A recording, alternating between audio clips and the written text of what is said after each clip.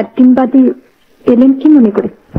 না এই চারিদিকে কাজ, ছুটোছুটি, নানান ঝঞ্ঝাট, বুঝে না?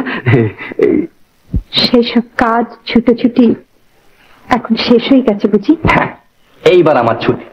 আজকের এই কাজটা কোন রকমই মিটিয়ে দিতে পারলে ওই সমস্ত ঘর গেরস্থালির কাজে আমি আর নেই। হ্যাঁ, শুনলাম আজকেই তো আপনাদের গৃহপ্রবেশ। শুনলাম মানে? আপনারাও তো আসছেন। নেমন্তন্ন করেছেন?